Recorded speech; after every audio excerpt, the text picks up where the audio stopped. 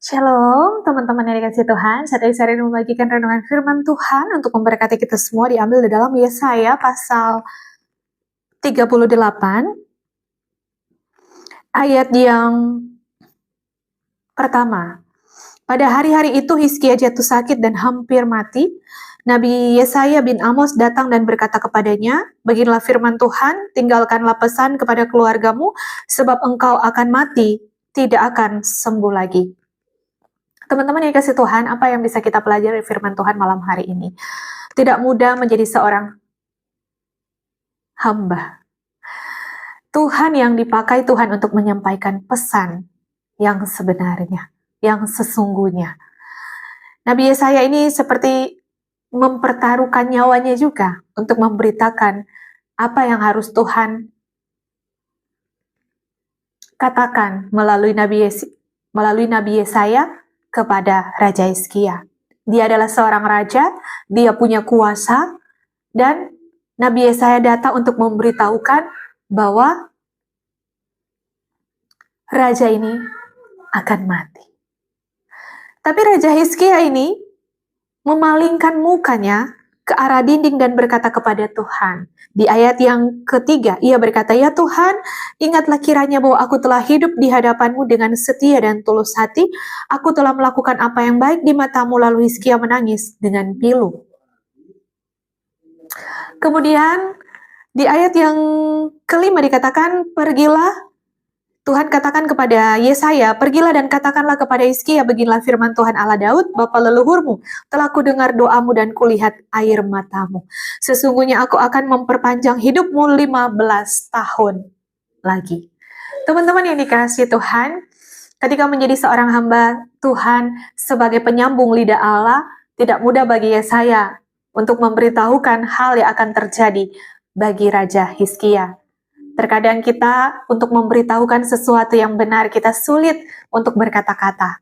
Tapi dengan kekuatan Tuhan, dengan kemampuan Tuhan, dengan kuasa Tuhan, Tuhan memampukan Nabi Yesaya untuk berkata jujur, untuk berkata benar kepada seorang raja yang Tuhan berkata bahwa tidak lama lagi dia akan mati. Jadi dia tidak akan sembuh dari sakitnya, tapi dia akan mati. Nah, dan Hizkia ini pun menerimanya dan dia berdoa kepada Tuhan. Dia meminta belas kasihan Tuhan dan kita tahu Raja Hizkia ini hidup sampai 15 tahun. Tapi kalau kita lihat ceritanya selanjutnya di pasal yang 39, Raja Hizkia itu membanggakan kekayaannya. Tuhan tahu enggak Raja Hizkia ini akan jatuh? Tuhan tahu. Tapi Tuhan memberi kesempatan untuk Raja Hizkia diperpanjang umurnya. Tapi Raja Hizkia tidak bersyukur dengan apa yang Tuhan beri di dalam hidupnya. Umur panjang.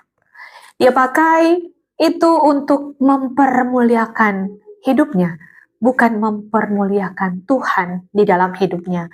Dia menunjukkan segala kekayaannya kepada orang-orang Babel yang ditugaskan oleh Raja Babel untuk membawa surat dan pemberian kepada Hizkia. Sekalian mungkin menjenguk Hizkia karena mereka tahu bahwa Hizkia ini sakit dan telah disembuhkan. Tapi Hizkia di pasal 39 ayat 4, Hizkia itu dikatakan, jawab Hizkia, "Semua yang ada di istanaku telah mereka lihat. Tidak ada yang tidak kuperlihatkan kepada mereka di perbendaharaanku."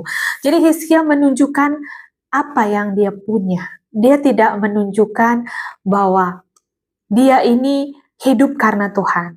Apa pesan firman Tuhan yang ingin Tuhan sampaikan bagi kita?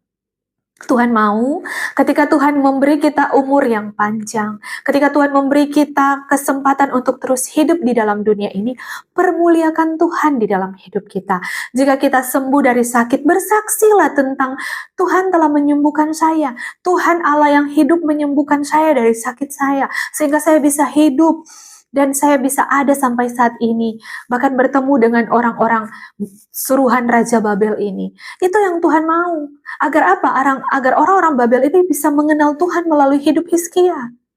Tapi Hizkia salah. Hizkia menunjukkan apa yang ada di dalam hidupnya, apa yang dia punya, apa yang dia miliki, apa yang Tuhan percayakan di dalam hidupnya. Dia tidak memperlihatkan siapa yang dia percaya, yaitu Tuhan Allah. Sekarang kan zamannya media sosial. Semua hal yang kita punya ingin kita tunjukkan di dalam dunia media sosial untuk mendapat validasi, supaya untuk kita dihargai. Tapi Tuhan mau kita pakai media sosial itu untuk memberitakan firman, kita pakai media sosial itu untuk bersaksi bagaimana Tuhan menolong hidup kita, bagaimana Tuhan menjaga hidup kita, melindungi hidup kita, untuk bisa menguatkan bagi orang-orang banyak di luar sana yang mungkin dalam pergumulan dan tanpa mereka sangka-sangka atau kebetulan mereka scroll di media sosial, mereka mendapat kesaksian-kesaksian hidup kita dan membangun iman mereka. Bukan menunjukkan siapa saya, bukan menunjukkan apa yang saya punya, tapi tunjukkanlah siapa yang hidup di dalam hidup saya. Tunjukkanlah Tuhan di dalam hidup saya. Ini zaman sudah apa ya teman-teman, tanda-tanda awal dari akhir zaman. Tuhan bilang ini tanda-tanda awal, bangsa melawan bangsa, peperangan terjadi, tapi belum kesudahannya. Oleh karena itu, pakailah hidup kita yang singkat ini untuk memuliakan Tuhan. Ketika kita diberi kesempatan untuk hidup, pakai hidup itu untuk memuliakan Tuhan.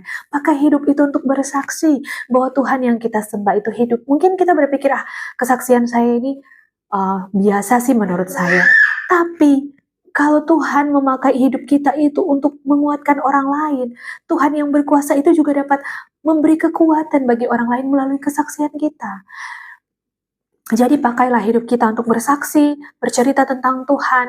Jangan hanya menunjukkan apa yang kita punya, tapi tunjukkanlah siapa yang kita percaya, yang dapat mengalahkan segala masalah, yang menjawab doa-doa kita, yang dapat memberi kekuatan, yang dapat memberi penghiburan, yang dapat menyembuhkan kita dari sakit. Ceritakanlah Dia, Allah yang kita sembah. Kiranya firman Tuhan yang dapat memberkati kita semua. Shalom dan God bless you.